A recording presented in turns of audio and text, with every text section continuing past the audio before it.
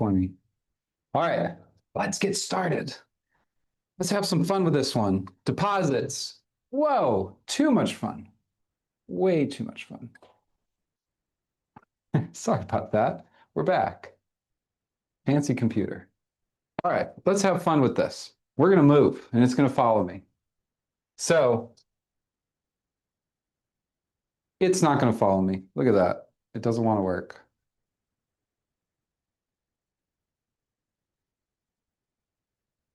See if I can make sense.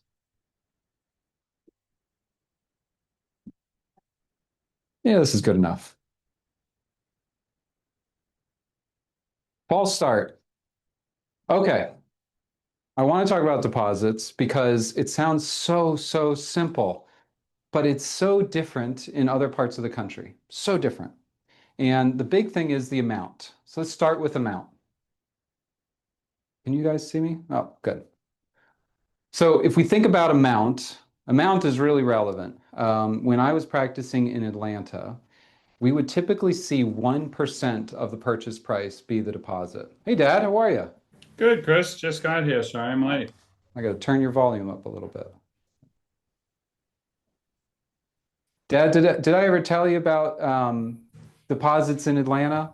Only 1%. I think you told me that was absolutely crazy, You right? did, and I think my comment was your remedies clause is going to be radically different than ours. And it wasn't. So what do you mean by remedies clause? What the Enlighten us. seller can do if the buyer just walks. Yeah. So what are the seller's options if the buyer doesn't close? So Okay. in Atlanta, it was really common to put together an as-is contract with 7 to 10 business days, maybe 12, and not business days, calendar days, 7 to 12 days to do their due diligence with a financing contingency and a sale contingency, very common, not on every deal, but it was common, and only a 1% deposit. That was very normal in Atlanta. And to this day, I think all of that is still very normal, with one difference: the deposits are a little bit higher. Instead of 1%, I think the average is probably closer to 2% now, maybe 3. So to put that in perspective, on a $600,000 deal, I put $6,000 down as my deposit. Maybe now, COVID changed some things and it's closer probably to 2%, so maybe a 10 or $15,000 deposit, somewhere in that range, but not anything close to what we have here in Florida. Dad, what would you say the norm is in Florida? Up to a Southwest Florida. certain dollar amount, it's 10%. Over a certain dollar amount, it's enough to make the buyer hesitate before they walk away from the deal. Yeah, I think a lot of this is driven by the fact that we have a lot more cash deals. So if Yeah. a buyer is going to be putting 100% down in 21 days, why can't they put 10% down now? I think that's probably where it got started. Whereas in Georgia, where I was practicing, people were getting loans for 96.5% of the purchase price, an FHA loan, or even we did a lot of VA loans, and they were 100% of the purchase price, potentially even more than Yeah. 100%. And so maybe that drove why that deposit amount was so different. But what's interesting is that the remedies clauses in Georgia and here are essentially the same.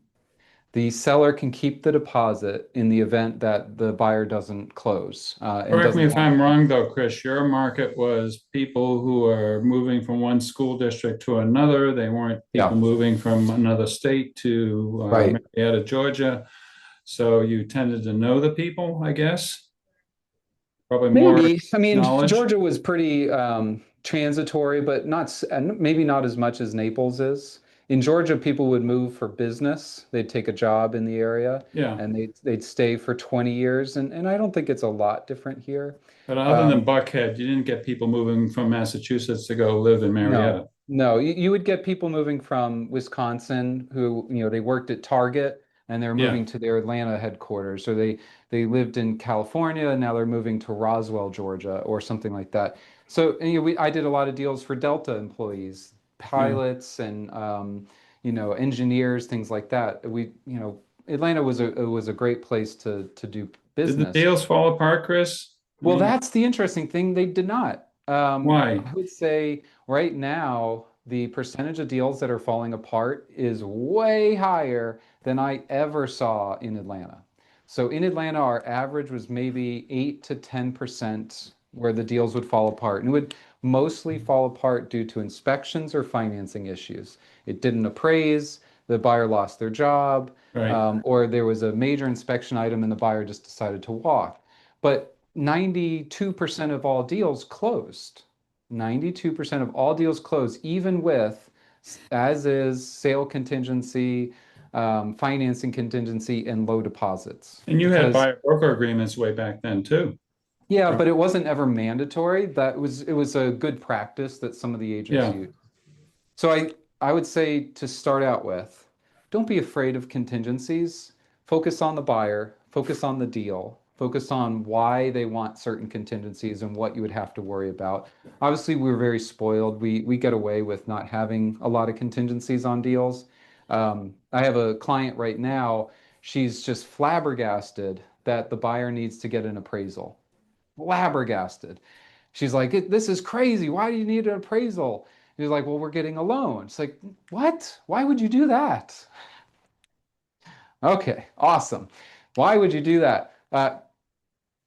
So that's the first part. Dad, I usually like to say when clients ask me what's the typical deposit amount, anything between 5 and 10%. So that's the first part. Anything between 5 and 10%. The buyer should push closer to 5%. The seller should try and get it closer to 10%, but it's really, it's flexible. But you and I, Dad, we wrote an article regarding case law saying pretty much any time we saw more than 10%, 20%, 30%, 50%, the judges threw that out as not being a reasonable estimate of the seller's damages. Do you remember that I article? litigated that in federal court, Christian.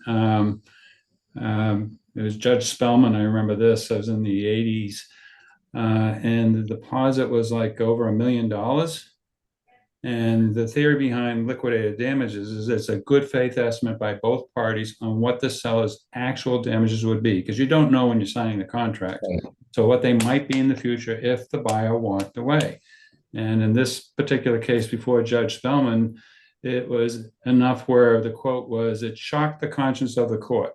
It was too much. It obviously wasn't a good faith effort. So like everything in life, I tell people it's a U-shaped curve. Too little is bad, too much is bad. And what happens is the judge will say, I'm throwing out the liquidated damages clause. The seller has to prove their actual damages, which lots of luck with that. They still own the property. It might be worth more, who knows? Right, right. So, lesson number one, don't be afraid of contingencies generally. Obviously, the less contingencies, the better for the seller, but don't be afraid of them. Lesson number two, keep your deposit somewhere between 5 and 10%. It's not the whole thing. It's just, it's a part of the deal. Like you said, Dad, you want enough that the buyer is going to take you seriously and not just walk away from a deal. Lesson number three that I want to get into is um, how do you set the seller up regarding that deposit? And I think this is the really, really interesting part. So let's say we get a 10% deposit. So we're going to use $1 million deal and they put $100,000 down as the deposit. I think you have to have a conversation with the seller and say, look, don't count that money if the deal were to fall apart because Right. it's not always that easy to get, right? That's what's in escrow, that's what's on the table, but there are a lot of factors, there are a lot of people that might put their hands in the deal to get at that. So we put a high deposit knowing that it'll get chipped away potentially if a Well, deal terminates. So Dad, do you know what I'm thinking on that one? yeah, What's your mindset? what I tell the sellers, 9 times out of 10, you have to go to court to get it. The Right. buyer's going to be upset.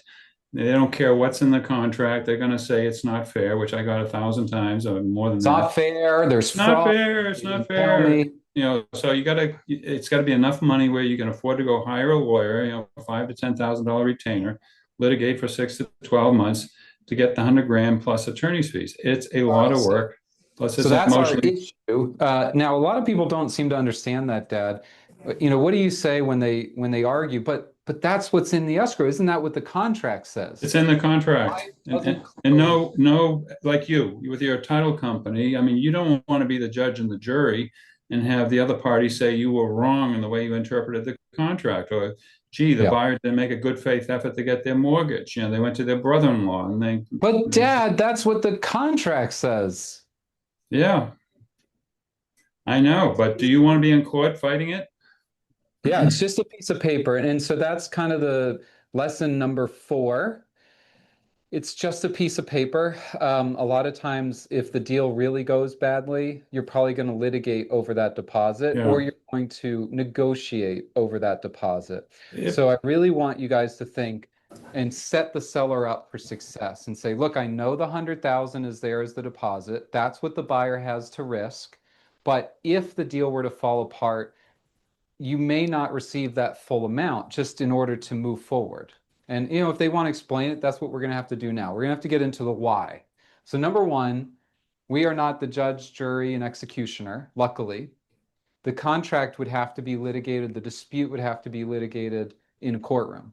So if you went that way, if the seller really wanted to push for it, they'd hire a lawyer, they'd go to court, and they would let a judge or a jury decide on the fate of that deposit. Do they get the whole thing? Do they get a portion? Do they get none of it? And then who pays for the attorney's fees?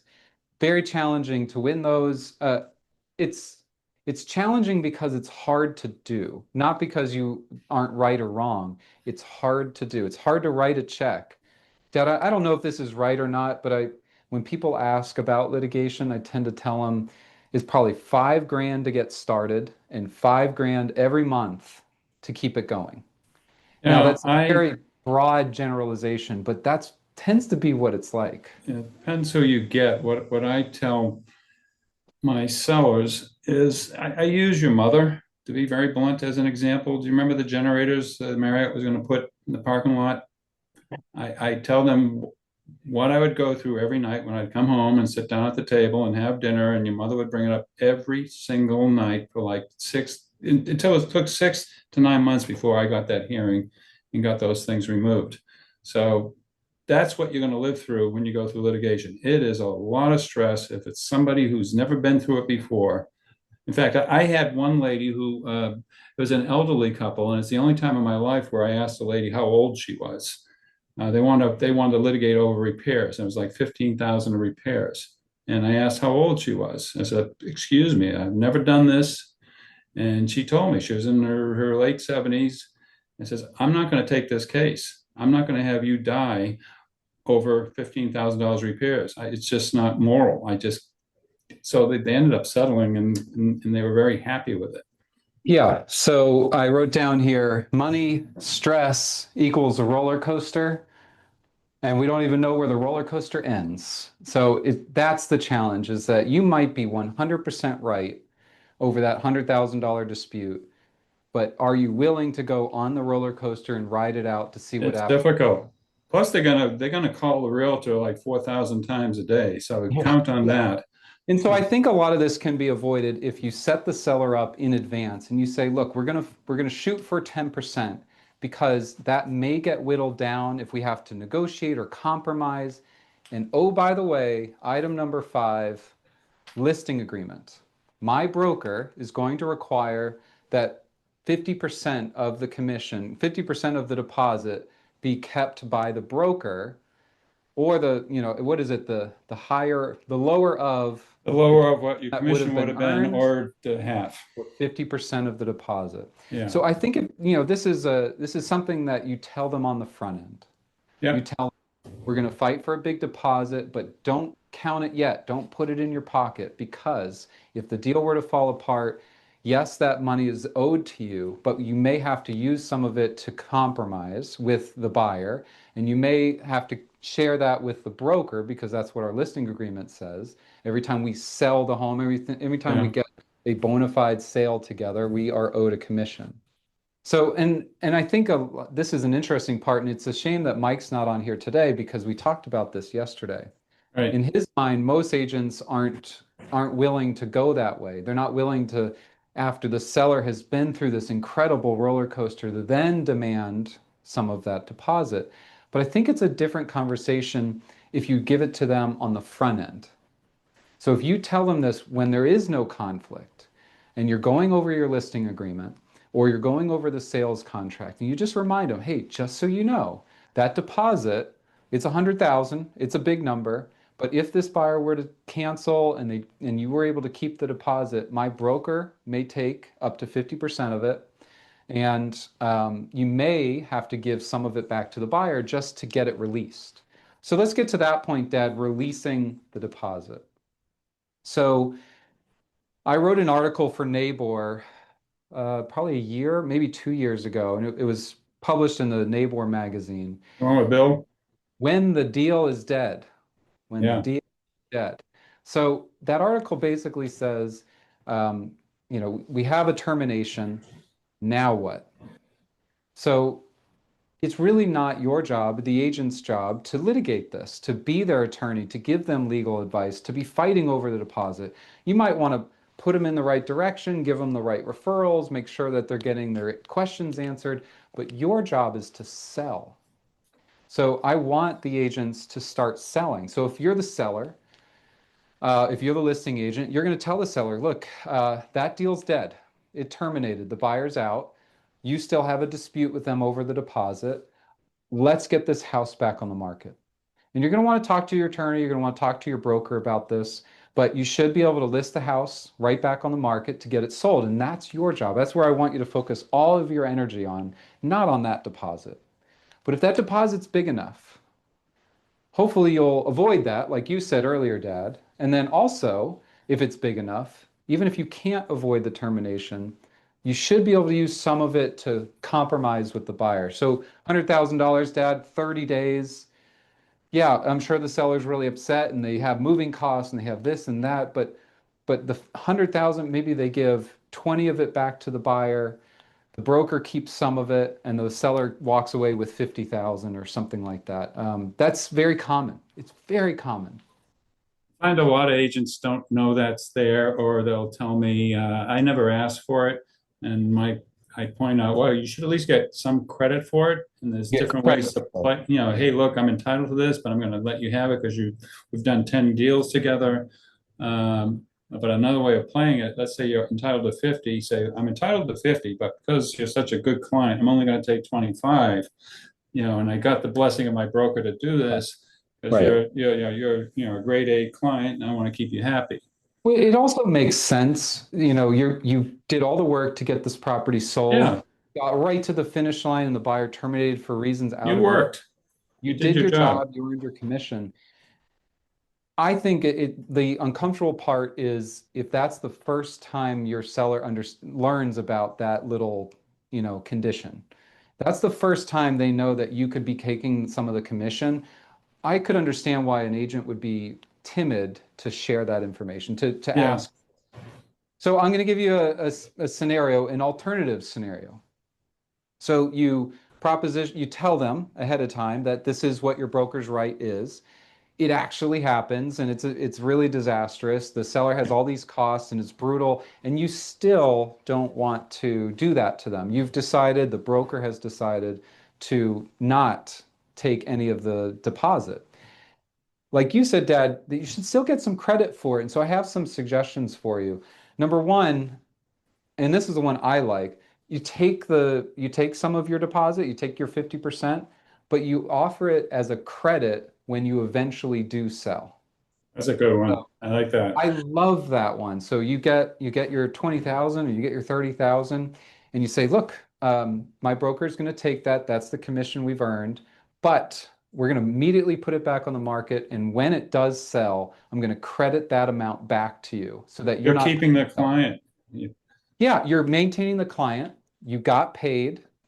And so the pressure to sell and to keep that client happy, not keep them happy, but to Keep them worry as a that you're client. going to lose that client, to worry that you're going to lose that listing. Well, if you've already been paid, that now they're invested in you.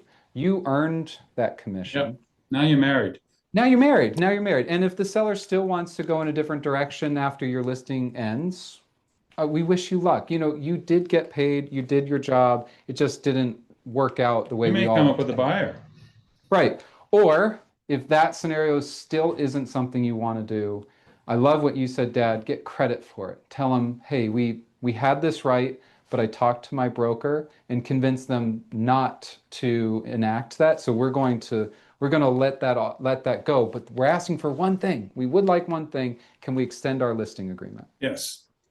So if you've got 6 months left or 3 months left on your listing agreement, use that opportunity right then and there and say, we're not going to take this commission as long as you can give us the extension so we really can get your property sold. That's what we're focused on. We want to get your property sold. I've seen one exception to this, Christian. Okay. If the seller has just been absolutely toxic and you're never ever gonna work with them again, you don't want to, they're just a living nightmare, Yeah, they're then blaming you you go for all full this. bore for the deposit. Yeah, I think that's definitely the last option. I've seen it, and I think Yeah. it makes sense. You Seller know it. hates you at this point for whatever reason, so you might as Yeah. well get paid.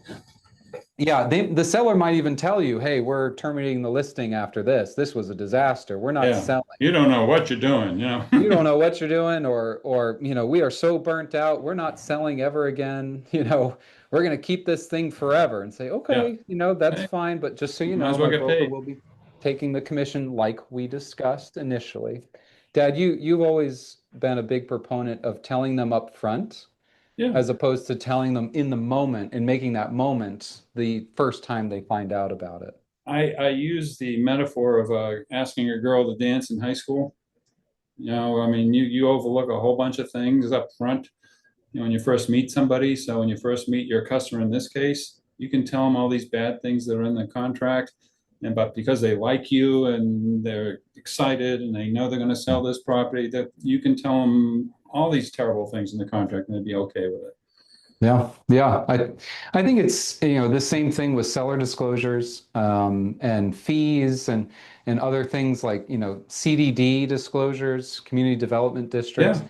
Tell the buyer up front, if there was a flood, if there was water damage, they had a fire, whatever it may be, you tell them up front, and they tend to accept that, and hopefully it doesn't scare them away. But if it does, you did the other thing, which is you made sure that it wasn't going to be a problem later.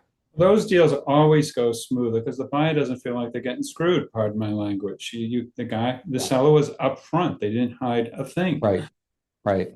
Yeah, I love that. All right, so in review, deposits, I typically want anywhere between 5 and 10%, but not any higher. I don't want to see anything higher than 10%. And then, what were some of my other points? I'm drawing a blank. Well, if the total dollar amount is too huge, Christian, if it's a $10 million listing, you got to be careful with that, and because again, you will it shock the conscience of the court? Is that a good faith estimate of liquidated damages? So Yeah, the 10% starts to go down the higher the list price. yeah, I agree with that. So we did a $10 million deal, and I think the deposit was 500,000. So that was a 5% deposit on the low end compared Right. to 10%, but still significant amount of money. And the other thing to take in mind was it was a quick closing. I think it was 21 days. So $500,000 deposit for 21 days of taking it off the market. That sounds pretty good. Yeah. I'll give you some hypotheticals. And actually, Dad, before we get to the hypothetical, I have a question for you on Yeah. splitting deposits. What is your mindset on splitting deposits, when to use it and when not to? Splitting it with who? The client? First, initial deposit and additional deposit. I hate it. Okay. Well, it depends on which side I'm on. If I'm on the buyer side, and it's the neighbor contract, it's great because my client has nothing in the game. You know, Yeah. First deposit 3 days after the effective date. Um, Honestly, I think that violates case law. There's that JRL versus Hackett case you and I have talked about. There's no mutual remedies, but people go with it. I'm representing the buyer, so my buyer has nothing to lose if he pulls out. And then to have the second deposit 15, 16 days out. If I'm the buyer, I love it because I can walk and just leave I, the. I don't know. I don't think you love it. Tell you why. So I Okay. liked your first response, which was that you hate it, because I hate it. I don't like it either. Um, and I don't even like it for for the buyers necessarily. So here's why. Number one, guys, I'm not a big fan of the standard neighbor contract, and it's all about timing. That's kind of my Right. big issue with it. Other than, it's complex and hard to educate a buyer or a seller about it. But Dad, you mentioned the scenario. You make your first deposit in 3 days. The second deposit's not until day 15. So maybe you put $10,000 now and $90,000 on day 15. Yeah. Well, you don't have the seller response by day 15. You've told me multiple times that your strategy was always to wait until that second deposit was made before responding to a buyer election, I right? would play the buyer and tell them, we're You play working the on it. buyer. We're getting So estimates. now, yeah, so now I'm the buyer. You told me that this contract was great, that 15 days is awesome, but now I'm stuck. Like Don Ross is making me make my second deposit, but I haven't heard from whether the seller's going to do the work or not. I haven't heard whether they're going to claim that that mold was toxic or non-toxic or what they're going to do. Why do I have to put 90? Oh, hate it. I hate it. What I what I'd rather, obviously, is an as-is contract. Now, on an as-is contract, the benefit there for the seller is that maybe we shorten the time frame up. So instead of a 15-day due diligence, instead of 15 days to get that second deposit, I'm going Right. to put it all in 7 days. So 7 days, one deposit, $100,000. And if we can't work it out, buyer takes their money back and I'll sell it to somebody else. Whereas on a standard neighbor contract, the buyer puts 10,000 and they don't have to put their 90 until day 15. And I haven't really given them my seller response, and now we're going to keep going with this. You know my point on this. It's No, tough, right? you've convinced me. I like the as is better. I think the I biggest don't, challenge is, people don't really agree with me that it's good for the seller as well. Well, it can be if you make that one deposit, short due diligence, no buyer election, no seller response, all in that 7 days. Yeah, there's some downside for sure. A buyer could walk without giving you a reason. I had a deal last week. The seller was beside himself and just didn't realize that the buyer could walk for any reason. And I had to tell him, and he actually appreciated my opinion, but he didn't like it. And he's like, I'm beside myself. He was so upset that the buyer did not give a reason. They just canceled and would not give a reason. And he refused to sign the termination release. So maybe that's the last point we'll get into. Dad, what happens? We have an as-is contract. The buyer terminates, or maybe even a standard contract, and the buyer has the right to terminate. So buyer has the right to terminate either right. a financing contingency, an as is, or the seller refused to repair defective items, whatever it may be, and the seller refuses to sign the release. Or on the other side, the buyer refuses to sign the release. The buyer didn't close, they're in default, the seller terminates, and the buyer refuses to sign the release. What do we do? What do we do? You can interplead the money with a court and you're out of I it. can, yeah. So I could send it to the court and say it's not my problem, right? Right. Um, the realtor should say, I'm focused on selling, I'm focused on buying. You guys worry about the deposit with your lawyer. Right. It kind of goes back to that first part we You know, talked one about. psychological trick, Christian, I would use is when you get to that conflict and the buyer's terminating, um, and I'm on the other side, they're not going to listen to what I'm saying. Yeah, So, at some point, the buyer hires their own lawyer and they yeah, hear the same thing from their own lawyer that they paid money to that I have been saying on behalf of the seller all along. And then they're more apt to compromise because they're hearing it from somebody they trust and they don't trust me because I'm on the other side. right. But at that point, the seller has real money. They've paid this lawyer, and now Yeah. they tend to want to be reimbursed. In fact, this deal from last week, the seller was like, "Look, I've got real cost. I've got at least $2,500 in cost because you terminated." Um, it's tough. It makes it really challenging, and it goes back to the point of preposition, or no, I'm not using the right word. Preparing the client Prepare. beforehand. Yeah, prepare them beforehand for the fact that if this terminates and you need to grease the wheels a little bit, take that into account. If there's $100,000 in dispute, don't be afraid to grease the wheels and say, look, if we resolve this today, I'll give the buyer 20. I'll give the seller 30. If it's today. So you create some urgency. If you do it today, I won't hire that attorney and we'll just move on, yada, yada, yada. Now, Dad, last point, Hmm. going back to my article that I wrote on Nabor, can you relist if the buyer terminated? Yes. Yeah. Why? Why? I thought the dispute with the deposit and all that stuff, the seller hasn't signed the release or the buyer hasn't signed the release. How can we relist? It's an anticipatory breach of the contract under the law. Um, Now, what I do just to cover my rear end if I'm representing the seller is make sure the closing date is after of contract number two is after the closing date of what was in contract number one, so that when buyer number one, if they see the second sale is for more money, they have a change of heart and they try to argue that wasn't an effective termination.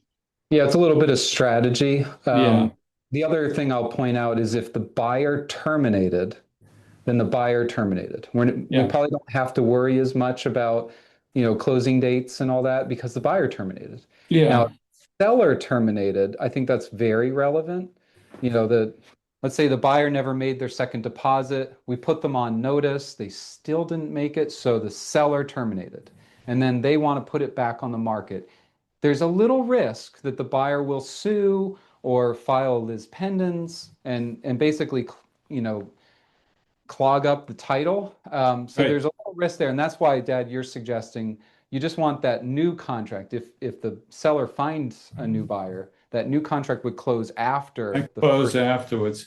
And I And you always try may to use the put, neighbor form on termination, Christian, because sometimes if it's been a bitter situation, they come after the realtor. And that neighbor termination indemnifies the realtor in the third paragraph, both realtors. yeah, So and use that form.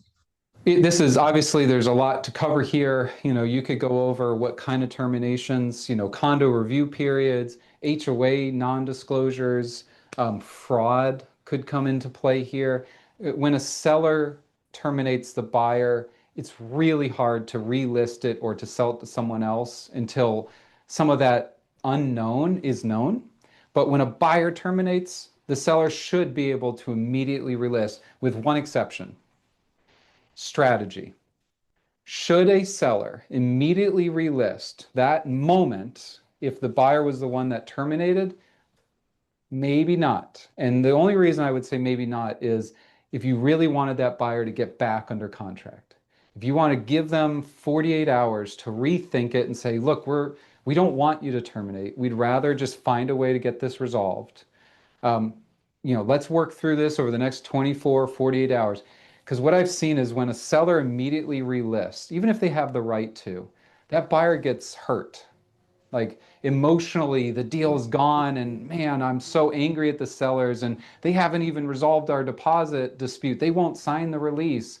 So if you're trying to keep this buyer in good graces, in your good graces, maybe wait just for strategy. But Yeah. contractually or legally, you probably have the right to relist immediately. Well, So if you haven't seen that article, it, Dad, I think you're right. I think Bill Morris and I wrote that one. It's on the Nabor magazine. It's on their website. I also, if you come to the office and you bring all your closings, I'll show you. I have it. I have it in a frame. I have it in a frame. So if you come and you have coffee and you you bring all framed your it, huh? closings, yeah, I'll let you read it off of the wall. It's a neat topic, but the learn one thing. We're going to learn two things today. Number one, get your deposit high, but teach your seller about how this works. Let them know about the listing agreement and let them know about how you might need to grease the wheels to get that release. And then number two, if the deal is dead, your job is to sell. The deal is dead, your job is to sell. Don't get tied up in negotiating and let the lawyers deal with that. Oh, there Right, should at Dad? least be a phone call on what's going on because it might be emotional termination.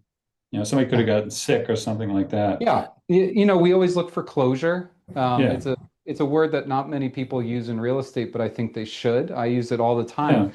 yeah, Both the buyer and the seller want closure. They want to know that it wasn't possible to do it any other way. We couldn't avoid litigation because we tried every other thing, or yeah. we couldn't avoid a termination because we tried it this way and that way and this other way, and it still won't work. Yeah, make sure it's really dead. Make sure it's really dead. Make sure you really had no other option. And then what my one of my clients, Denny, said to me, which I really love, he said, Christian, I don't know. Maybe I'm right. Maybe I'm wrong. We'll let the judge figure that out. Yep. He All has right, no. guys. I wish you luck. These deals are challenging, but try and keep it together. And if you need us, just give us a call. Thanks, Dad. Alrighty.